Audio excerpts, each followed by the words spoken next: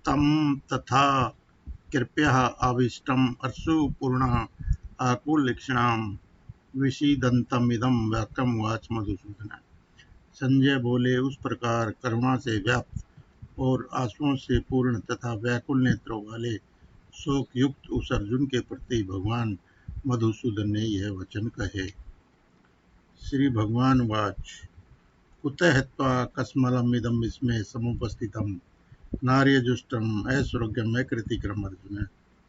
श्री भगवान बोले, हे अर्जुन, तुझे इस असमय में यह मोह किस हेतु से प्राप्त हुआ, क्योंकि न तो यह श्रेष्ठ पुरुषों द्वारा आचरित है, न सुख को देने वाला है और न कीर्ति को करने वाला ही है। कैलवम मा समगमय पार्थ न एतत् तविः उपपद्यते क्षुद्रम हृदय दुर्बल्यम त्यक्त्वा उत्तिष्ठ परम तपः। इसलिए हे अर्जुन, नपुंसकता को मत प्राप्त हो, तुझ में यह उचित नहीं जान पड़ती। हे परम तप, हृदय की तुच्छ दुर्बलता को त्याग कर युद्ध के लिए खड़ा हो जा। अर्जुनवाच कथं भीष्महं संख्ये द्रोणं च मधुसूदन शुभिः प्रत्योत्स्यामि पूजार्हः हरिसूदन। अर्जुन बोले, हे मधुसूदन, मैं रणभूमि में किस प्रकार प्राणों से भीष्म पितामह और द्रोणाचार्य के विरुद्ध लड़ूंगा, क्योंकि हे हरिसूदन, वे दोनों ही पूजनीय हैं। गुरु न हत्वा हि महानुभावात् श्रेय भोक्तुं भक्ष्यम् अपि लोके हत्वा अर्थकामान् तु गुरुन् ही एव भुंजीय भोगान रुधिर प्रदिग्धान। इसलिए इन महानुभाव गुरुजनों को न मारकर मैं इस लोक में भिक्षा का अन्न भी खाना कल्याणकारक समझता हूँ, क्योंकि गुरुजनों को मारकर भी इस लोक में रुधिर से सने हुए अर्थ और कामरूप भोग को ही तो भोगूंगा।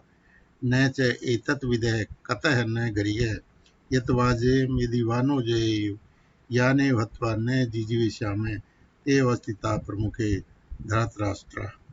हम यह भी नहीं जानते कि हमारे लिए युद्ध करना और न करना इन दोनों में से कौन सा श्रेष्ठ है, अथवा यह भी नहीं जानते कि उन्हें हम जीतेंगे या हमको वे जीतेंगे, और जिनको मारकर हम जीना भी नहीं चाहते वे ही हमारे आत्मीय धृतराष्ट्र के पुत्र हमारे मुकाबले में खड़े हैं। कार्पण्य दोष अप्रत स्वभाव है, पृच्छामि त्वां धर्म समूढ़चेता यत् श्रेयः स्यात् निश्चितं ब्रूहि तत् मे शिष्यते हम साधि माम त्वां प्रपन्नम।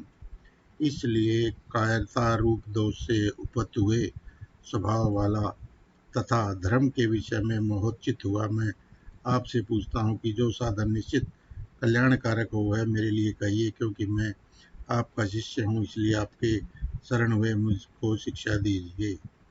न ही प्रपश्यामि मम आपनुयात् शोकम शोषणम इंद्रियाणां क्वाप्य भूमौ सपत्नम रिद्धम राज्यम सुराणाम च अधिपत्यम।